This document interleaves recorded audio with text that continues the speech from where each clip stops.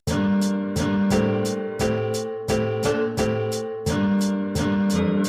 If not me, then who gon' walk these dogs? If I don't find the solution, how it's gon' get solved? And if I fall back and act like I ain't involved, everything comes apart and the machine stalls. So I mowed it. Time waits for no man to catch up, mowed it. Otherwise the whole plan is messed up, mowed it. Put my whole team on my back and we going in. Everybody leaving with stacks. See, I'm something like the spark when the fire start. I got love for the 10 men with lion hearts. I don't take it if it comes too easy. Better listen, thinking that you about to smash. Chris Hansen in the kitchen. Yo, what's good? We live right now, back at the Roll Up Show, and we got a special guest that we ready to introduce to y'all. This one is gonna be good. So, first of all, I'm MNTLPLX. Rapstafunk. Yo, Roll Up Show. We got my man Leck. Yeah, we got my man Leck up in the building. What up, what up? Thank you for having me. Good brother. Yeah, we up in the Rec Room studios.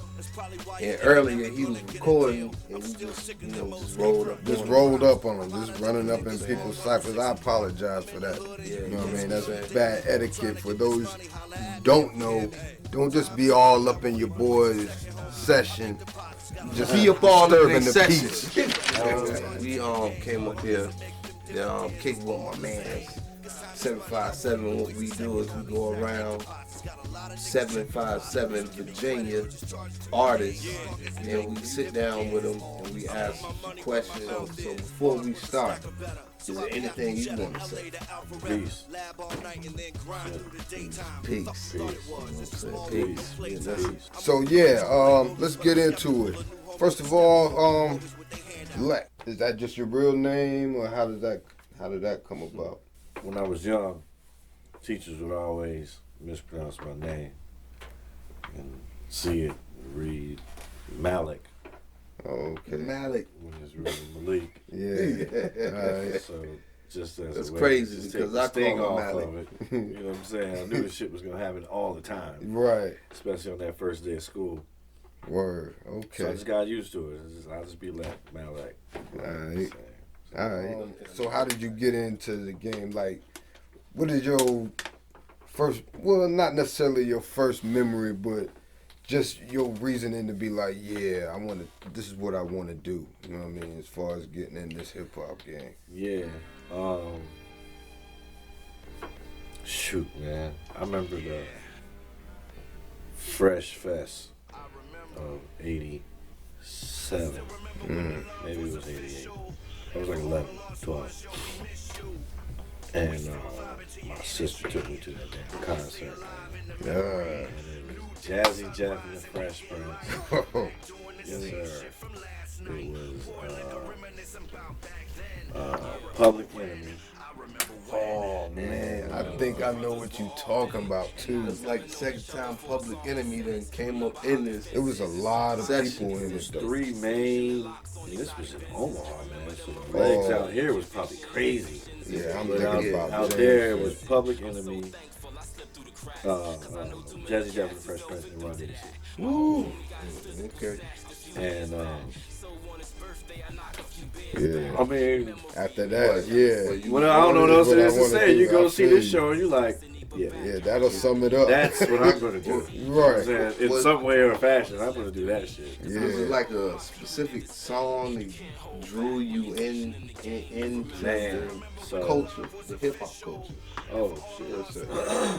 Well, you know, I guess the easy answer would be Rapper's Delight or some shit like that. But I don't think it was. It wasn't that one for me. It was probably like, I don't know. It was probably some shit I was breakdancing to before I was actually thinking about doing music. Just breakdancing as a kid or Right. whatever. Right. Not even knowing how this music is made. I didn't know how the music got made. That's how I got introduced. Yeah, I was just dancing to it. Yeah. So I guess it was just more of a Cats natural- was actually right, outside with the natural car. progression, you know what I'm saying? That shit was just like, That's a that's just consistent what show. kids did. Especially, you know, Yeah, that's 85, what we did too. 86, 84, you know what I'm saying? You break dance. But I didn't really think about doing music or actually trying to figure out make a beat or even write a rap until after that show. Okay. So yeah, that kind of brings me to my point now. What are like your musical influences? You know what I'm saying? Premier, man. First of all, on the production tip, I love DJ Premier shit. Yeah. Shit. Yeah, staying on the production mode, like your top 5. You know what I'm saying?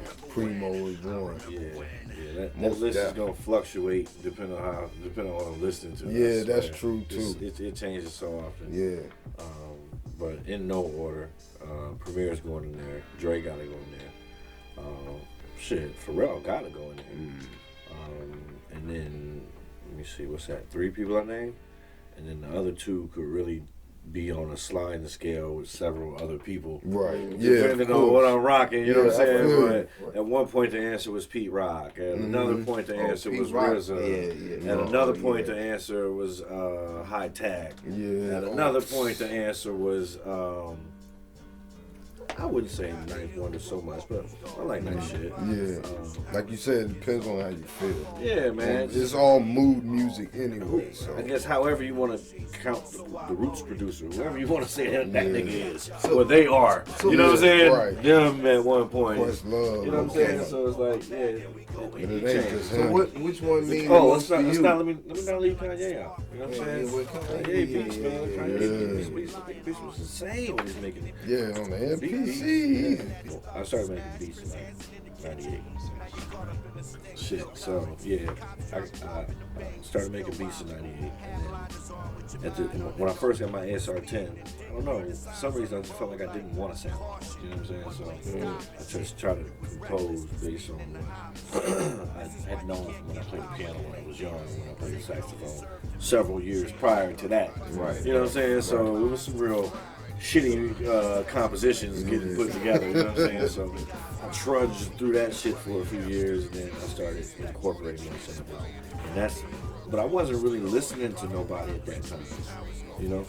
I wasn't really like, I'm gonna make my stuff like that, you know what I'm saying? Yeah. I just, but then later on, I think I really started becoming a student, you know what I'm saying? Around the time Scratch Magazine started coming out. Right. Oh, yeah. You can read through that and see what people use and see what they do with the record. You're like, oh, that's how that. Oh, I still got all my issues too. I think mine's in the box where my mom's had Yeah. back in Omaha. So so boom. Anyway, whoop-de-whoop. That's kind of how it turned into. Okay, after you start learning techniques, you start figuring out how the favorites do certain things, and then you start emulating. So that's what happened. I probably emulated Premier. I'd be lying if I said I didn't emulate the original Kanye. You know what I'm saying? Yeah. Oh, yeah. Everybody, niggas still speed up beats. Exactly. Still speed up samples. Make what you like. Till this day. Yeah, to this day. So, Yeah. you know what I'm saying? Hey, yo, what the fuck is that bottle? See a bottle of spicy, right? Did you leave it? Yeah. So we back live with Leck. Yo. Rolled up on. Yeah. Do you collaborate with other people? And if you do, who have you collaborated with? Yeah, shit. All right. Well, yeah, we can start with Try. I don't know. I got 30 songs with Try. In fact, closely followed by Your Brother. Yeah, I don't think there's anybody I got any more music with than Try. You know what I'm saying? Vic probably next. Yeah. I remember that y'all had an album. Yeah, Basically Brothers. Yeah. Basically Brothers. Still Google that. What do we put that Fire. Yeah, that was dope. Put that out on Bandcamp. So Bandcamp. Yeah, you can find Basically Brothers. I would say I produced the song. I produced the beat, but you? Yeah. You? I'm sure. You ever rapping one of my beats? I believe it. I don't know. I might need another one. Yeah. Outside of us, all shit. All the DMP. Or something Oh like yeah, that. yeah. I did a song with 50. You like, I should say I did a song with 50 because I'm not on the song. I did a record with 50. 50 and Governor. Governor and I got a good relationship on that shit. So Governor was initially signed to Grand Hustle. And then, so he released like an album, Underground House with T.I. And then he's from VA, from Charles City. Okay. And then he got picked up by G Unit. He did a record you would recognize if you heard it. It was him. It was a song with him and 50. He was singing and shit. It had a hot little beat to it. It was a dope little song. Free of Skull though. So yeah, what ended up happening actually on the whole 50 Cent shit was I was at G Unit on some meeting shit, and I left a CD with some beats. 50 wasn't there. And the chick who took the CD, or the people who took the CD, I think it wasn't just a chick. It wasn't a chick, matter of fact, it was my man. So he was running the shit for G Unit. I left the CD there, and it ended up in 50's hands, and he picked a beat off of it. But that's all I knew. They just hit me up on, almost like a year later. And what happened? What was crazy about it was, I just happened to be in Manhattan at the time that they called. Wow. And they're like, "What's your address in Virginia? We want to send you this paperwork so we can get this shit straight." And I'm like, "Shit, I'm midtown right now." You know what I'm saying? I hopped on the train and shit. And I just went right to the office and shit. And that's where I met the dude whose name I'm having a hard time I remember. I met him again from the last time around, and we filled out the paperwork or whatever the case may be. So the song ended up being Governor's song featuring 50 Cent. Oh, okay. But Governor's album never came out. Yeah, that's true. So you can find it on like YouTube. It's a song called Wish Me Luck. I mean, they leaked it. Oh, okay. And then that was just the end of it. That's back when the This Is 50 website was still popping. Oh, okay. You know what I'm saying? That's still popping though. Oh, okay. Well, I mean, that's back when that shit was popping. You know what I'm saying?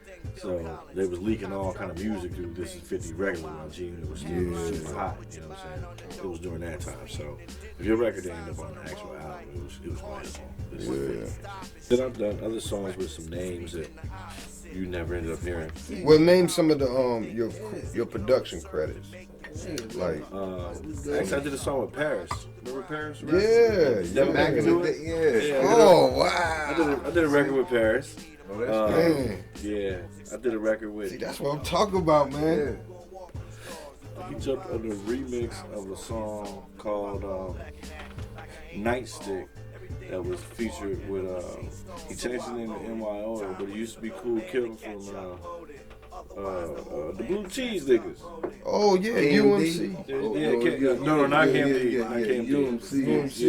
Yeah. He was Cool Kim. His name is actually Kim. Oh, word? Yeah. He changed his name to NY Oil. Oh, wow. And I did a record with him as he was NY Oil. Yeah, that went dope. on a compilation album. Second album. And Paris jumped on the remix of it. Oh, that's kind of dope. Yeah. So I did a record with really, him. really dope. I was making music long before I got here. I got here in 2000. I was making beats since like 96. And I bought my equipment in 98. December of 99. I got more equipment. Like I bought my original shit in 98. Then I came across some paper at the end of 99. I went and bought some good shit. You know what I'm saying? Y'all. Wait a minute, man. You know Bono. I met Bono Big first on the ocean front. Yeah. He was selling CDs. This nigga had the worst pitch ever. No, word out. That's my dude. He had the worst fucking pitch ever, man. He had a spindle of CDs. No label on any of them. He just runs up on me like, yo dogs. You like hip hop? I'm like, tall ass nigga. I'm like, yeah, I do. He's like, yo, I'm telling you, I got some hip hop on there. I did this shit, man. This shit is dope. I know it ain't no label. It could be blank. You don't know no better. Yeah. But I only want like $5, man. Like $5. And here go a little flyer with my information on it. Word. I was like, this feels so pitiful. But let me check this shit out, man. It worked. Let's do it. Yeah. I was like, oh, this shit is hot. Yeah. It worked. And his number was on the thing. So I hit him up, and then we just started kicking it. Okay, so when you got here, who you worked with? The first person I worked with when I got here was Wes. My man Wes. My man Wes, who was in the studio B. Okay. So Wes was the first producer that I fucked with. Matter of fact, damn, I started fucking with him like as soon as I got here. I got here in March of 2000. I met a chick at my job in Verizon, actually Coleman Associates. Ooh, Yes, I was remember working that. there. Everybody Coleman. I was Yeah, at Coleman. Club Coleman. I met a chick and she was like, I fuck with this nigga who make beats. He produced music or whatever. I'm like, oh shit, I appreciate it for me. You introduced whatever. So she took me over to West Crib, and he was working on Jaheim's first album. And matter of fact, I bought his mic from him at that time.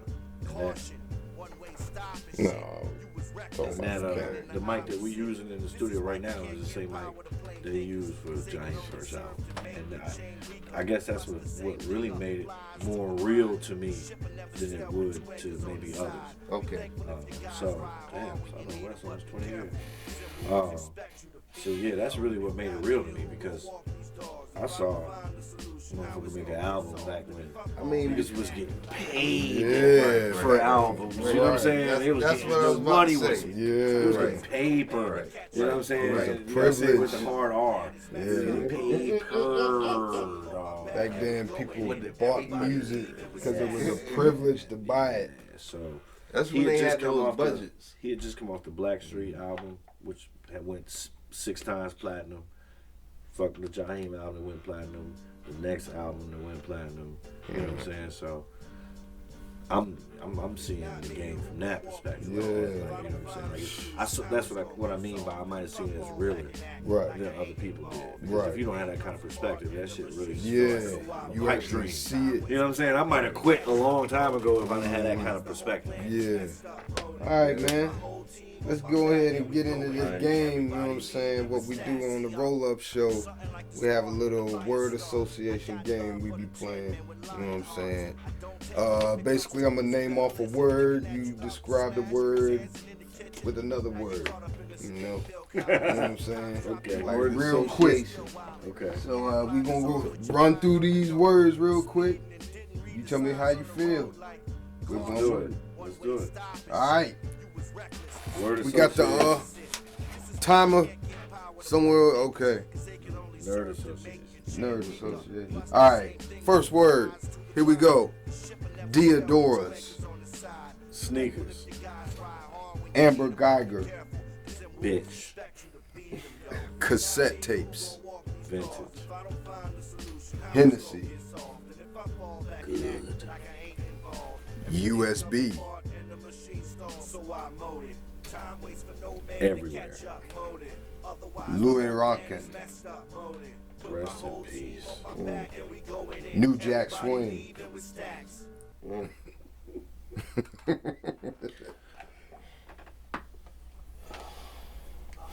was that shit called? Not the, Rayon. Oh, Rayon. Rayon. Buddha Brothers. Classic. And last word, iPhone. Necessary. Ding, ding, ding, iPhone ding. is necessary. Around with that. Yo. Gotta keep working. Still flip the words to make it better, make it better.